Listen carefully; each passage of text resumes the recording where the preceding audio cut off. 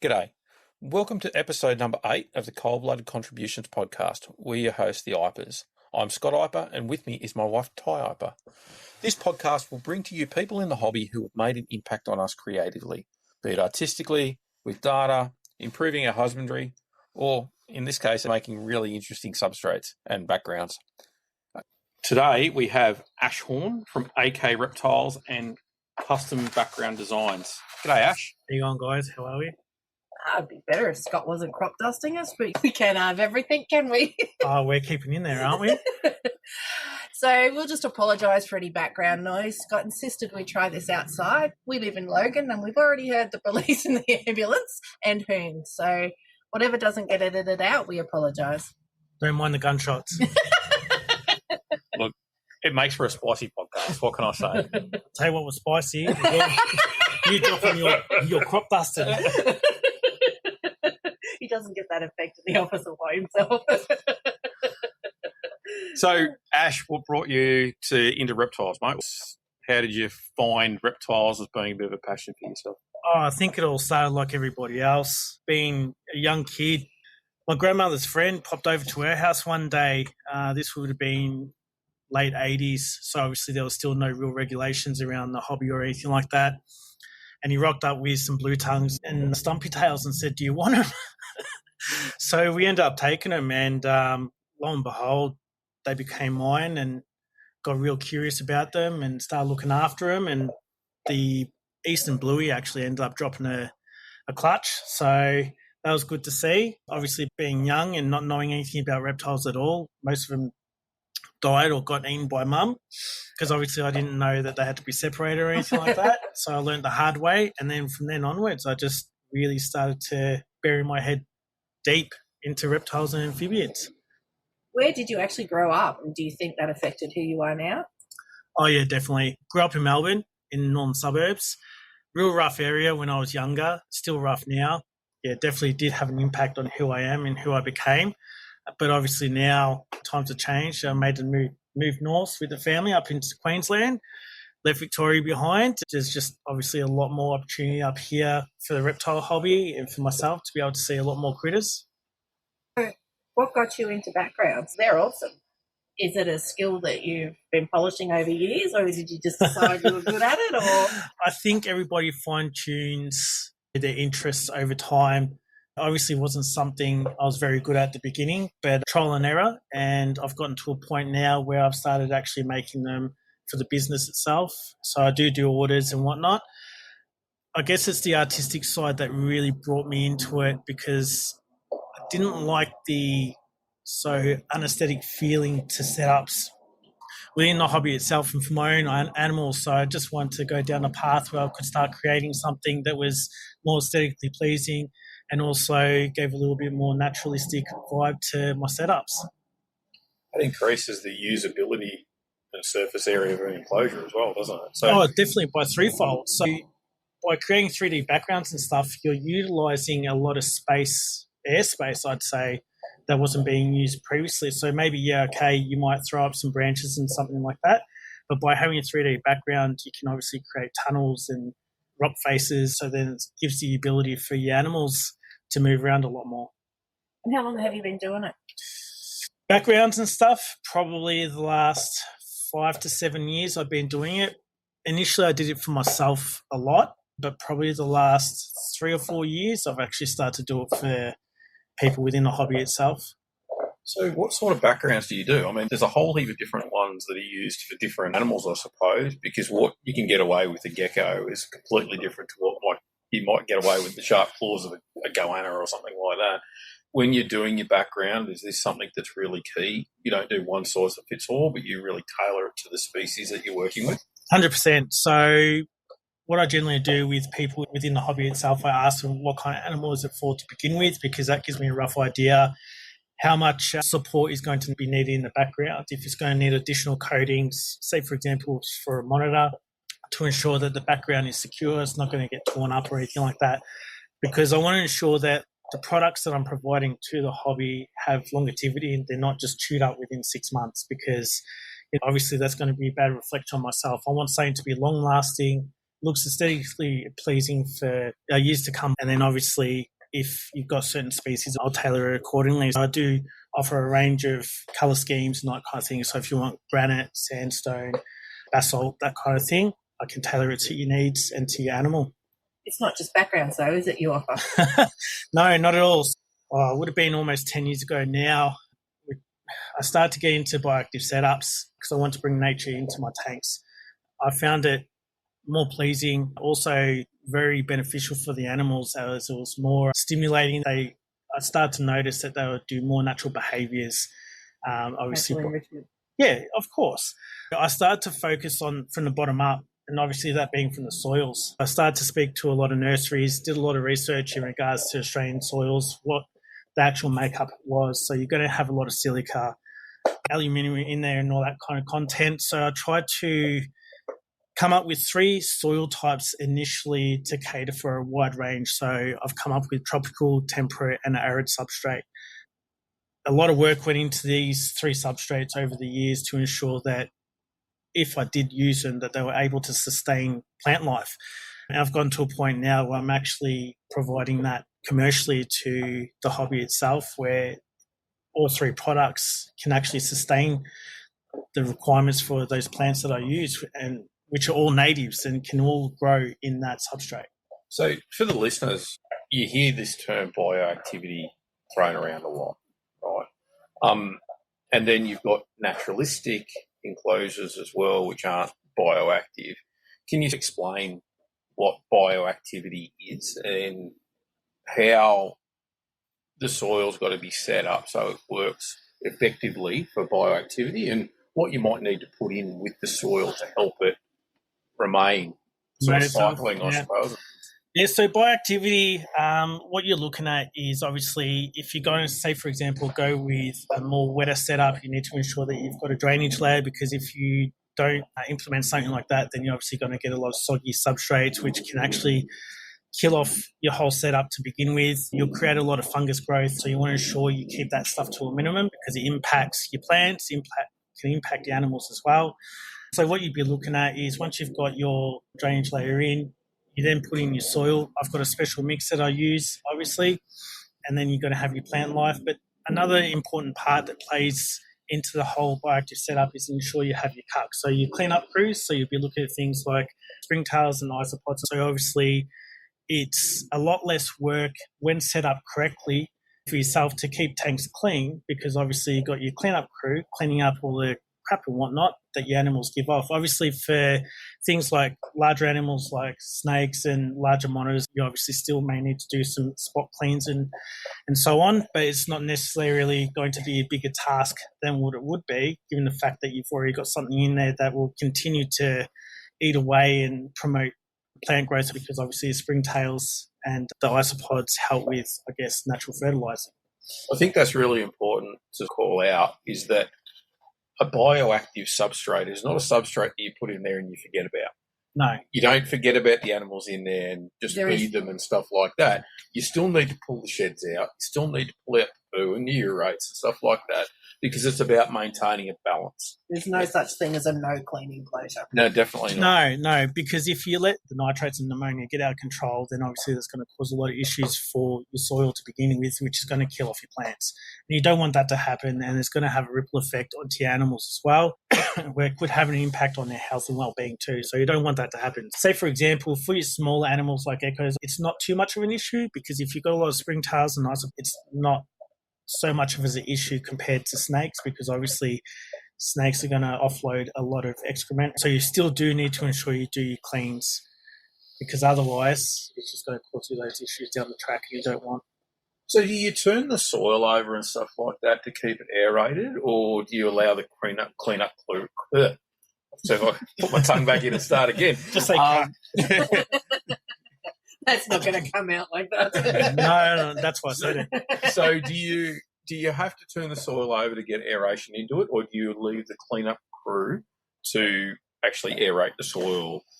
Well, it depends on your mix. So with mine, there's plenty of aeration in it already, so you don't actually need to turn it on a regular basis or anything like that. My soils, I've proven to see them last for years on end before I even had to think about changing them. Same here. We use your soils and have done for years. Oh, thank you. Whereas if you're doing your own setup and you're using your own ingredients and stuff, then I may recommend it, but you just need to ensure that you keep an eye on your soils, because if they start to get soaked and stagnant, then you might want to change it out or air it out or something and turn it over to ensure, you don't get any nasties coming through.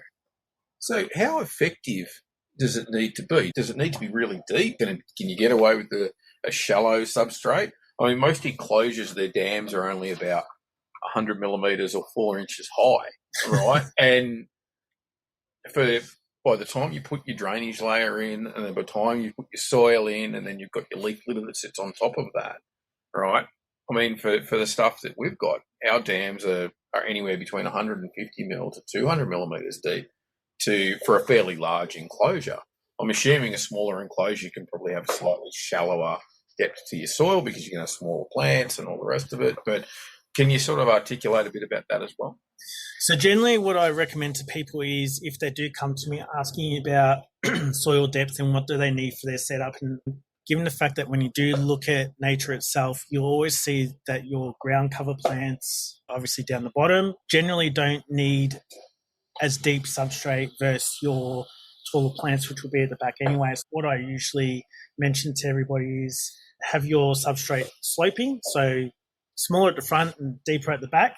So in that way, all your plants with deeper root that require deeper rooting and all that kind of thing are planted out the back, whereas your other plants that don't actually require that can be planted at the front. But once again, it comes down to your animals, what type of animal you're keeping, what type of setup you're going for. So if it's more of a tropical setup or whatnot, because say, for example, with an arid setup, I don't recommend using a drainage layer at all, because obviously you're not going to have as much water in that setup versus a tropical or a temperate setup. So there's really no point. But then you gain some of that depth with your substrate with the arid setup to ensure that, say, for example, if you're going to plant some spinifex or something, that they do have enough room to plant out if you're in a lower or a low-lying tank, versus if you're going to have a low-lying tank with a tropical setup, the plants are going to struggle because they're not going to have enough depth to be able to root out properly. Can you explain to our listeners why going to Bunnings and buying the $4 bag of potting mix is not a good idea in an enclosure? Doesn't quite work like that. Potting mix, generally, people obviously have a difference in opinion here, and that's fine. But what I believe is, with potting mixes, you got to be very careful that they don't have any chemicals or nasties in it, such as fertilizers, especially if you're keeping frogs. They absorb all that stuff through their skin, and they're going to end up having a lot of complications and most likely going to end up dying off from those chemicals. You need to ensure everything that you get is organic, has not been processed to a degree where it has any of those potential nasties in it. Everything that I source is all natural and organic and from Australia. So there's nothing in there that I won't get any surprises from. And it's also all certified as well from my suppliers too. So I know exactly what's in there, and they do tell me that there won't be any issues regarding any fertilizers or anything like that. So by all means, people can go out and make their own substrate mixes and whatnot. Just make sure you do your research first, and don't go down the track of just getting any old type of potting mix or anything like that, because it's going to be potentially detrimental to your setup. So you mentioned earlier that you've tried and proven it yourself. What animals do you keep?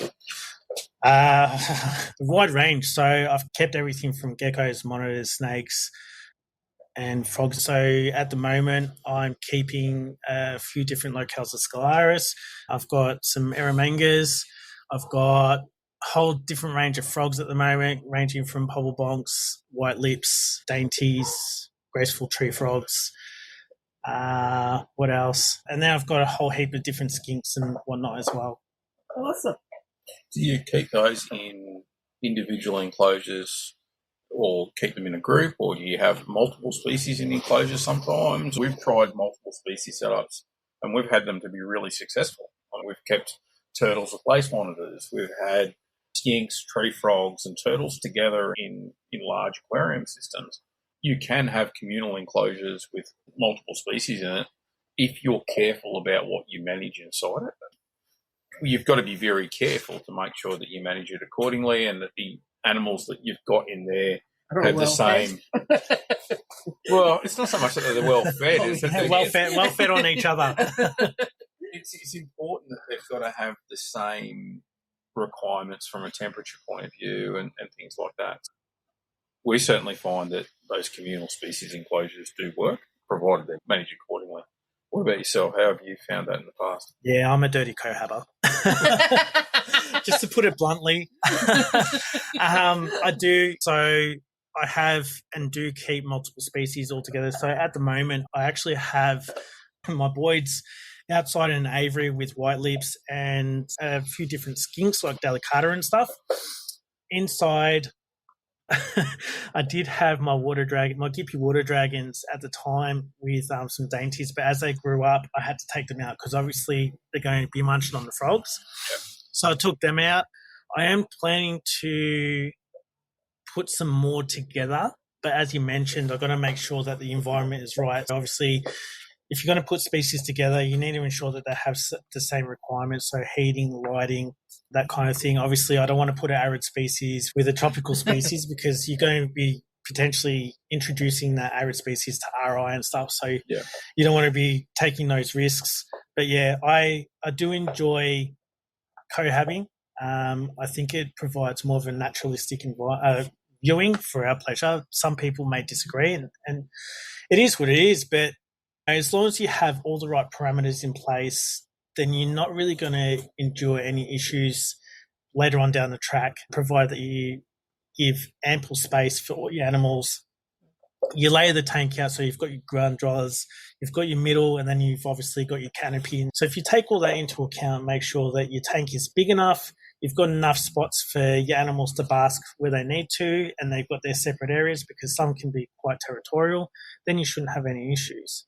But I do recommend keeping an eye on the setup when you do first introduce all your animals, because if you do start to see any type of regression, then it might be an idea to take that specific animal out because it could cause you problems. I think, like I spent a lot of time in the field and... Have you? Yeah. and you go along Genoa Falls as a classic example, and you'll get your flame water dragons, black rock skinks, and water skinks all basking together on the same rock in the same spots because they're looking for those same thermal requirements. Right? Now, you're not going to keep an adult water dragon in with a juvenile black rock skink just because you can see it in the wild. So it's important to understand that just because you've seen it in the wild doesn't necessarily mean that you'll be able to replicate that in captivity. And as long as you do a risk assessment type exercise when you're looking at each of the animals that you put into the enclosures versus what you're trying to do, no problem. Definitely, I couldn't agree more. But yeah, size definitely does come into it because obviously we all know that water dragons are guts and they'll just eat anything that can fit into their mouth. So, you just want to make sure that size is relevant. Size is always relevant, honey. You do ask for that. On that note... Share with us what a professional piece that you've done that you're most proud of. Oh, my English is good, isn't it? I don't think I've got any professional piece that I'm proud of. Oh, come on, I've seen them. They're good. Oh, look, I just enjoy the work that I do from an artistic side, from a creative perspective. If people that I provide those services to are happy, then that makes me happy. Obviously, I put in a lot more work for those individuals who approach me for said pieces versus myself because half the time, having OCD, and I tend to have a tendency of seeing it once it's set up, not being happy with it and ripping it out anyway. So once I've made something for somebody, if they're happy, it's gone. I don't see it, and I'm not going to be picking at it. So, for the listeners, what's involved in doing a background? Do you take inspiration from going out in the field yourself? Do you take inspiration from looking at photos? How do you get your inspiration? And then how do you actually take that inspiration and turn it into something inside an enclosure? Just like every other bloody herper, I also got an interest in photography as well. So I actually studied photography back in Melbourne at PSC years and years and years ago. And I had a really good knack for taking landscape photographies. I kind of feel it's intertwined, so it comes hand in hand, which is a plus for myself. So when I do go out into the bush and spend some time out there by myself and just wandering through, I am taking note of the landscape and rock formations and how everything's set up. And not only do I just take landscape photos for inspiration at a later date, but I also get up close and see I've gone the grain of the rocks, and stuff, yeah, and how the root systems and all the contrasts and stuff. So, I make sure I try and capture that, because that's something that I want to incorporate into my work and try and mimic. Because obviously, when you're creating a setup for an animal, you want to try and make it as naturalistic as possible. So, to follow that and have that kind of inspiration there as well is, I think, a plus. I also draw on books. One of them especially is Rocky Outcrops of Australia, which is a really good book, I believe, as well. For me, that also gives a lot of insight in regards to what we can expect in Australia and what we see in landscapes. So obviously take that into account too, and it's a good reference. That rock outcrop book that was published by Ciro talks about not only the rock outcrops themselves, but the ecology of the species around them and how important rock outcrops are. It's quite an interesting little book to have. Yeah, and goes into great detail, rock makeup and stuff, and what you can expect in said areas of country that you're actually in at the time as well, which is great to know, because not only do you want to look at the rock and see what it is, but you want to understand its makeup and what made it, how was it made, because then you can try and incorporate that into the design as well. Get 150 million years into something in 15 minutes, eh? I wouldn't say 15 minutes. I know for a fact it doesn't take you 15 minutes. If it was 15 minutes, I think I'd be a low-key millionaire by now if I could slap together something like that in 15 minutes. So for anyone interested in bioactivity, give us 3 books or podcasts or YouTube channels that you think might interest them. Look, there was a lot of searching on YouTube that I took inspiration from. In regards to books, for me personally, there's not much out there that I've come across yet. There probably is, but the name of the book's probably just, it's evading me at the moment. But YouTube played a huge part to get a lot of inspiration to kickstart everything. In regards to soil ecology and makeup, there was just a lot of research through papers available on the internet. I spoke to a fair few renowned nurseries back in Melbourne before I came up as well, before I started all this almost 10 years ago, to get a grasp of how soil makeup was, content. Obviously, it wasn't just a matter of getting some soil from your backyard, throw it into your tank and say, here, plants, grow. Yep. Because generally, yes, okay, soil's made up of air, water, minerals and whatnot, but you need to understand that plants require specific minerals and stuff as well. So if you're missing those key ingredients, you're not really going to be able to grow much. You're going to be spending a fortune on plants and they're just going to be carking it left, right and centre because you actually haven't provided the nutrients that they need within your soil. So I would say generally it was a lot of reading, a lot of papers from, for example, University of Queensland and all that kind of stuff, RMIT. I've read some papers from them as well as Uni of Melbourne. And like I mentioned, just speaking to people who actually do that role or actually work in the industry as well. So they gave me a lot of feedback and a better understanding. So do you try to source native plants from the location where those animals are actually from? Is that what you're looking for? Or can you use other plants that are probably a little bit hardier, I suppose? But it really depends on what you're aiming for, I suppose. Oh, definitely. So I want to try and go as close as I can to the animal's natural environment. So I do have a very wide range of plants available through my website that I use myself as well. So I cover everything from eucalypt to riparian to wetlands, sand dunes, arid areas, rainforest, dry rainforest, all that kind of stuff. So my supplier actually has access to all these plants because they actually grow them themselves. And then that's where I get mine from. And then obviously grow them out, put them into my tanks, and hopefully they take off, which they generally do.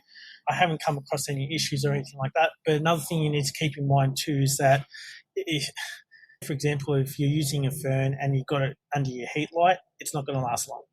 Obviously, those kind of aspects you need to take into account as well because they are a ground-dwelling plant, but they're generally under the canopy, so they're not going to get any heat or anything like that. So you need to think about those things too. The lighting and how the lighting interacts with the occupants of the enclosure, which are not just the animals, but obviously the plants, the cleanup crew, Mosses, all else, that. everything that's in there. It all needs to have like a symbiotic type relationship for it to really work. So Definitely. when it comes to your lighting, you're looking at things like full spectrum lighting usually for the lights to be able to correctly, for the plants, I should say, to be able to correctly process things. I'm not going to try and say that word because I'll completely stuff it up. That was the first time it's coming out of my mouth right. Yeah, well, we've done well there.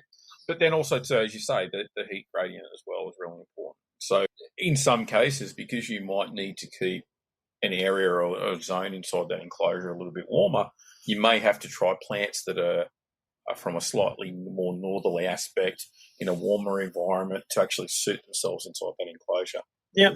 Yes. Say, for example, some of the rainforest species that I have, some are obviously found far north Queensland, so they're a little bit more hardier when it comes to temperatures. So you could go down that avenue of getting some of those plants and planting it closer to your heat gradient where it's a little bit warmer. And then obviously your cooler stuff, you can get some more temperate plants. But another thing you need to keep in mind too is the overexposure of UV to plants as well, because that's another issue that I've experienced in the past where you've got your full spectrum light, which is good for the plants, but if you provide too much light in general, it's going to be overkill. So you'll start to notice that your ferns and stuff might wither away because there's just way too much light coming through. It's all about balance. You need to make sure light placement is perfect.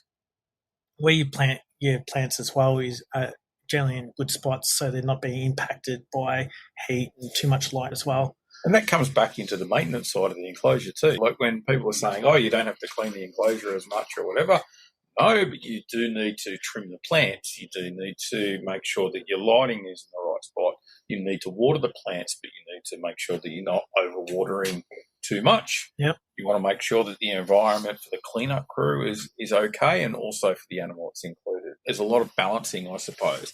Does that mean that when you're first starting off a new enclosure, do you get it up and running and have it running for a period of time before you want to introduce the final occupants, shall we say?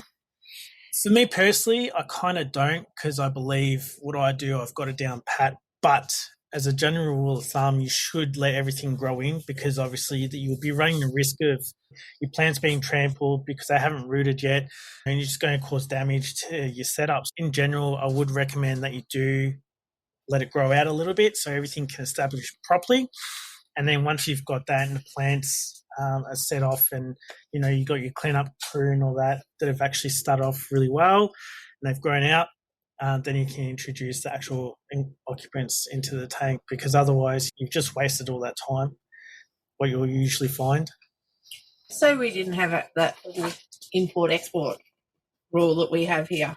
What would be your dream enclosure? What animal would go in the enclosure that you would build for your dream animal? Insularis. No hesitation. Good lad. I just got a weird fascination with them. I'd have walls and walls and walls of them if I could. Don't know why. I think they look different to anything else in the viper world, I feel. And head shape as well. It's just stocky and just come at me, bro. We were lucky enough to see Insularis on the wild. Yeah, all right, pipe down. So you've got a couple of young, adorable kids, a full-time job. Yes. How do you balance everything? Is that even a thing? So balancing a full-time job, a business outside of that full-time job, 2 kids, and the biggest one of all, the wife. Is that going to listen to this? Probably not. Some might get away with it. Look, it is quite the challenge. There's a lot of hours in the day, but there's also not enough hours in the day to get everything done that I would like to do. There's probably a lot of people out there that don't know that I do have a medical condition that does impact what I'm actually able to do with backgrounds and stuff, so it would take me a little bit longer than usual. So I need to take that into account too, because obviously I have my good days and my bad days. Is that your excuse for your haircut as well? I just want to look like you, mate. Fair enough. No hair. Oh, no, yours isn't white. Or baldy. I love you, Danny. So, yeah, it is quite challenging, but I do it because I love it. It provides an outlet for you as well, doesn't it? It gives you something to focus on and takes the stress of work away to give you a different version of stress for homework, you know? Yeah, well, my creativity has become my works, but it's not that point where I'm not enjoying it, because I still do enjoy it a lot. It's just difficult because I've got interruptions because of the little ones, and they want to join me and start painting, and I'm like, no, you can't paint that. Here, go paint the wall or something. You know, just I can go fix that. Just not this, because Daddy will have to start again and come up with reasons why this person's background was late, or why it turned up fluoro pink. It could be a young girl's enclosure. Who knows? It could be an urban environment. You know, that's something a bit different. True, little very mini true. graffiti all over the walls. No beds or anything like that for beer dragons coming out of this business. Oh wait, you don't actually use sand. Yes, I do. What's your biggest pet peeve? In the hobby or outside the hobby? Oh, look, Or just in general? I think probably within the hobby is probably Oh no, let's get to know Ash. Let's do both. Look, just outside the hobby, I think just generally people just not being nice these days. There's people just not giving other people the time of day. When I was younger, a lot of people would have seen me come across as a very direct individual and probably think I was an arsehole, and I probably was. Obviously, over time, people grow and they change, and my kids brought me back down to earth quick smart as well, but you know. Teach your patience, that way. Oh, definitely. But within the hobby itself, I think it's not really a pet peeve, but it's just a shame that the more experienced keepers these days have kind of gone underground because they've had enough of the bullshit that goes on all the Facebook pages and stuff. So they're just avoiding that and keep to themselves and speak to their own little cliques and stuff, which I understand because I kind of do it myself. And I used to help a lot of people a lot back in the day. I don't so much now, but that also comes down to me being very time poor. So I don't really have the opportunity. And that's also Facebook with their algorithms too, because a lot of the pages and stuff that I'm on, I don't really see anymore because it's just a lot of advertisement. So there's a lot of things I don't see. And I guess that would be the same for everybody else. But I think new people coming into the hobby, they need those questions answered, even if it's been asked 10,000 times, because otherwise how are they going to learn? Because we're going to get to a point where all those experienced keepers don't provide their feedback and input. We're going to have a whole generation of individuals who aren't really sure on how to keep animals properly. I think it's something to keep in mind is that there is an attrition rate in the hobby. Most reptile keepers would have one or two animals. But then when you start to get past that one or two people that are into animals, then suddenly, having one or two animals, they start to have greater numbers. Now, as soon as they start to have greater numbers, much of those people only seem to hang around for 4 years, 5 years, and then they start to either get jack of it and leave the hobby, or they go the opposite and they go crazy and then they end up having rooms full of animals and stuff like that. And, we've seen... Not just rooms, but outside too. Yeah, definitely. But we've seen ourselves, this cycling rate of people that are continually changing over and all the rest of it. And because you've got that cycle rate, these new people that are coming in haven't got that experience from decades ago and all the rest of it. So those questions haven't ever been asked or answered in front of those people before, so they don't know. I think it's hard with social media itself. Social media can be this fantastic thing where it connects people across the globe and gives this instantaneous answer system, encyclopedic type knowledge. But then at the same time too, it can also be a problem as well, where you've got people from across the globe that are quick and willing to hide behind their keyboard and put their make 2 comments. cents in. Yep, yeah. No, definitely. But look, I think as a basis, everybody new to the hobby should invest in some books, because there are plenty out there, especially from a lot of Australian authors like yourselves, that provide a lot of good information to work off a base from. And from there, they can start to branch out and ask people from forums and social media and all that kind of stuff, because everybody has a difference of opinion. And you know what? That's fine. Different opinions are great, because something I might be doing could actually be improved on. Yeah. You know, because it's just because I do something one way, it doesn't mean it's right, because I could try something else that you guys might mention to me. I might try that. It might actually work out better. So that's the whole thing about people being able to share their ideas and stuff on social media, and that's why it's such a powerful tool. But there are a lot of egos, unfortunately, on there who are quick to jump in and say, this is how you should do it. It's my way or the highway, which is a shame. It shouldn't be like that. And then once you start building on that basic knowledge and you've gone through all that process and you've kept a few animals, then you get into the stage of being a hoarder like myself and you guys, where you're keeping a lot of animals and stuff, and it's a passion, you know. But then also you need to realise that where do you stop? Because too much can also be your downfall too, which has happened to me before. I got up to 160 animals when I was down in Melbourne at one point, and I'm just like, this is too much. I'm not enjoying it anymore. It feels like it's more of a job, and you don't want your passion and your hobby to be like that. To be non-stop cleaning and feeding. Yeah, exactly, because you just clean up shit all the time. Well, if you had a lot of bioactive setups, you clean up a lot of shit. So if you do want some soil and some cleanup crews, make sure you hit me up. But no, it should be fun and enjoyable. And I've heard in other podcasts and stuff that that's a lot of the feedback coming through. Scott, get your crack out of my face. You know, where people need to just be more approachable.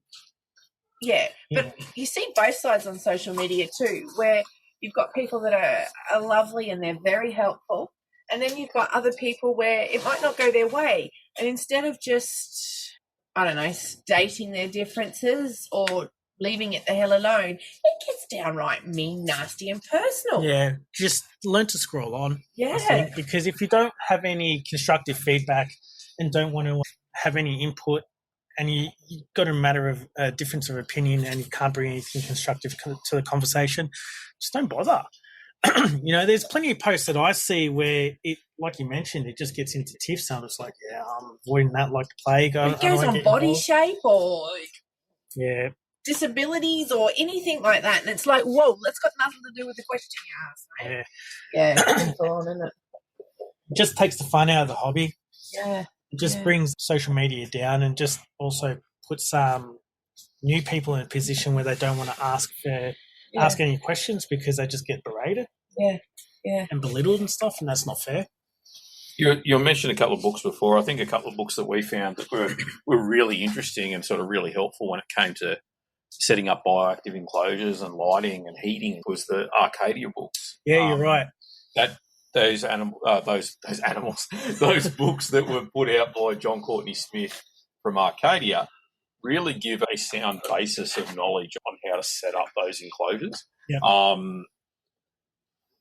3 of them, I think there was. Yeah, no, there's 4. There's fire, MBD, nutrition, and bioactivity. Yeah. Yeah, but I suppose from an enclosure point of view, the bioactivity book and the book on lighting and heating is really important. Yeah, I remember. Can you get them through you guys, through your website? Yeah, you can get them from us. But then if you're overseas as well, there's overseas outlets and stuff like that for the books too. So make sure if you are from Australia, you hit Ty and Scott up through their website as well. Love your guts. Do you get out for hurt much? I probably got some of the worst luck whenever I go out herping ever. I either get flooded in somewhere or storms come through. I see a load of different frog species and stuff. A lot of mud. A lot of mud. But it even comes to a point where a lot of stuff is DOR, which is quite disappointing. And I go out bush a lot, and I don't know if I'm just a bit special. Can I answer that? No, you can't. You're special to us. Thanks, Scott. But yeah, I just want a room. No, been there, done that. It's not exciting. I must get special treatment. I do see, like, I went up to Blackdown Tablelands? Blackdown Tablelands. I think it was earlier in the year, and I saw a fair bit. I might have ticked off almost all the lizard species, actually, that you can find up there. No snakes or anything like that, of course, but yeah, a lot of lizard species. But when I try and go out west, it's just poor choice of timing, or freak storm comes through that wasn't supposed to come through, and I get stuck and can't go anywhere for a couple of days because it's just flooded out, and obviously nothing's out and about. So yeah, but I've got another trip planned later in the year, so doing that for about a week, so we'll see how that goes. There you go. Going out west. Oh, we're not coming then. We can stay at home and get rained in. Don't come with me because you just, What's the favourite animal you've ever found while out herping? Well, the ones that I do find. Favourite live one then?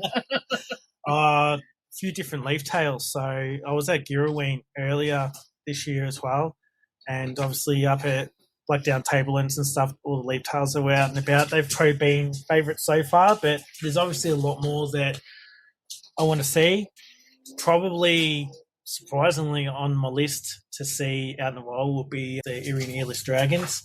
Mm-hmm. So obviously they're everywhere in certain areas, but I haven't been that far out yet, but that'll be good to see. Do you enjoy being alone? Yeah, I enjoy alone time. I go out herping by myself as well. It gives me my time and, downtime from the kids and the family and stuff, even though that as soon as I get 300 Ks down the road, I'm missing them like hell, and I'm on the phone saying, should I come back home and stuff? Even done a few crazy trips where I've only gone out to go herping overnight, but what I've done is I've spent, 14, 15, 16 hours on the road and just end up driving back home after I spent some time out and about because I just want to see the kids again. So call me crazy, but, home is where the heart is. Yeah, it's horrible thing that you love your kids, isn't it? Yeah. At the end of the day, right? It's about getting out there, getting that mental break sometimes, and then all you want to do is get home. Yeah, definitely need that downtime, but it's weird when you have kids. You don't want to be away from it. Tugs on your heartstrings too much. Yeah. Especially my two. Know that they're a handful, but I still have a kid like that. Do you live by any particular words of wisdom? Oh, look, I've got a quote tattooed on my leg, and it says, nobody can go back and start a new beginning, but anybody can start today and make a new ending. Is that what that says? That's what that says. So, what are you looking at? Which one? Because they were there. Which one? Whoa. Wow. No, so yeah, pretty much no matter how you start something off, you can always have the ability to change how it finishes. So you might start off something in a negative way, but you've always got that opportunity and ability to try and finish off on a high note. That's really cool. Is it? Yeah. It's a bit deep. It's a bit hard to remember at times, but they're good words of wisdom. Share with us one thing you think is true that no one agrees with you on. I'm always right.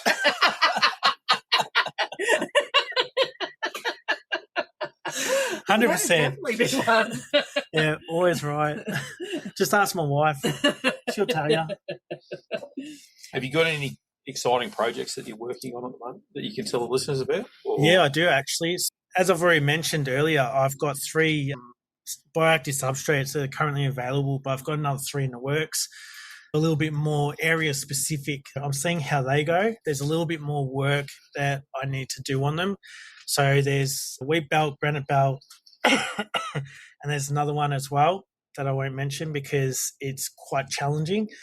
So we'll see how that one pans out. That's may awesome. have well done. Gained some inspiration from a certain couple up north in Cairns from one of their builds that they did a couple of years back. Okay. But we'll see how it goes, and if I can replicate that naturalistic environment, but it just means I need a lot of heat. So that would give you a little bit of an insight of what I'm trying to aim for. Maybe with a fluorescent orange snake. Potentially. Yeah. Have you ever experienced misogyny in the hobby? Yeah, Ty does it to me all the time. I should laugh at that. Thanks. It goes both ways. It does go both ways. It does go both ways. Look, I wouldn't say I've experienced it myself, but I've seen it aplenty to a lot of others in the hobby.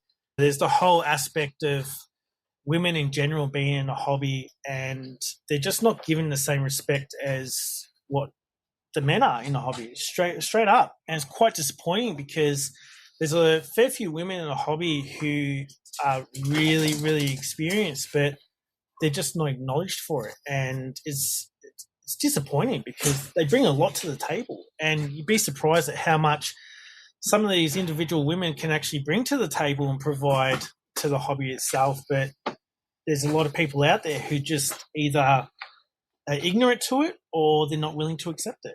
It's a shame. It is. It is. Yep. I don't think it's going to change anytime soon, but Can only hope. yeah, but talking about it too. So I don't know, maybe some people aren't aware that they're doing it. Maybe some people are aware that they're doing it. But I guess bearing it and not talking about it doesn't help it when it happens. And like you said, it goes both ways. Yeah. It does really go both ways. So what's the one takeaway that you would like the audience to get from this episode? Oh, look, I think what I would love for people to take away from this is the fact that provide your animals with more of a naturalistic and enriching environment. They do benefit from it. You benefit from it as well because it's a little bit more exciting to see. But at the same time, we're starting to see more naturalistic and bioactive setups coming out in the hobby as well, which is great. There's a fair few people doing them now. People are starting to move away from, probably going to get shellacked for this, but moving away from tub keeping to more bigger and better setups. What I see the hobby doing now is moving to bigger and better, which is good. And it's good to see because it shows new people coming into the hobby as well. It's not necessarily the best thing to keep an animal in a box. Yes, okay, the departments across each and every state outline minimum requirements for enclosure sizes and stuff, but that doesn't necessarily mean it's the best. There are obviously exceptions to the rules, like say, for example, some hatchy animals do a lot better growing out in tubs, and I understand that. But once adult or they're a bigger animal, I believe they should be moved into a bigger setup in general, so then they have a lot more space to move around and have a lot more enrichment. I think with that, not any way is right all the time. It should be an approach that you look at different systems for different animals and you... At different ages along their growth? Of course, yeah. It's not to say that tub keeping is negative. It's not to say that it's positive all the time. It's not to say it's negative all the time. Yeah. It's got to meet what fits best for you and the animal, as well as impacting on the legislation and all the rest of it. Yep. And I think that there's certainly a place for keeping in a minimalistic style setup, but then there's also places where it's not necessarily appropriate either. Yeah, definitely. Say, for example, anglerheads I've kept plenty of times, they stress out if you put them into a big enclosure as a hatchie. So you want to keep it something small and minimal so they feel safe, secure, and they can actually not sit there sulking 24/7 because it's just not going to be beneficial to them at all. It's going to be detrimental to their health because they're an animal that's stressed so easily. You're looking at potentially losing them if you don't provide the right environment for them. Yeah. Fantastic. If you ever had an opportunity to hurt somewhere, where would it be? What's the ultimate thing for you to find? What's the saying? I just creme de menthe? No. Creme de resistance? Yeah, that's that one. That's it. I go straight for alcohol. I'd have to say Borneo. Borneo. Okay. Yeah. And at Borneo, what are you chasing there? Just anything, everything. I reckon there's a lot of shit in Borneo that no one's seen before. So just go in there and just head first into there and just see what you can find. It's a pretty enigmatic place. Everything from earless monitors to king cobras to crates to incredible vipers. You name it. To beautiful flying tree frogs. It's an amazing location. Just not to mention the fact that it's untouched. to a degree. It's not like here where you can go Blue Mountains or you just go up to the Daintree and stuff, because there's a lot of stuff in Borneo that it's wild. So I'd love to go there. Like, I've been to the Philippines and that was amazing. I can only think that Borneo is 100 times better. Definitely. Is there anything we haven't covered that you want to say before we close out? I would, but I think it'll be detrimental to Scott's persona. On that note, where can our listeners find you? You can find me on Facebook. So Facebook, Instagram at AK Reptiles and Custom Background Designs. Or you can go and hit up my website at akreptiles and custombackgrounddesigns.com.au. Thanks for listening to the Cold-Blooded Contributions podcast. A massive thank you to our guest, Ash Horn. We really appreciate you taking time out of your busy schedule to talk to us. Usually we will be releasing our podcast monthly, so make sure you follow us so you don't miss out on an episode. Give the Cold-Blooded Contributions podcast a like on Facebook so you don't miss any updates, giveaways or guest announcements. The links discussed in today's podcast will be in the show notes. And remember, always trust your creativity. It's intelligence having fun.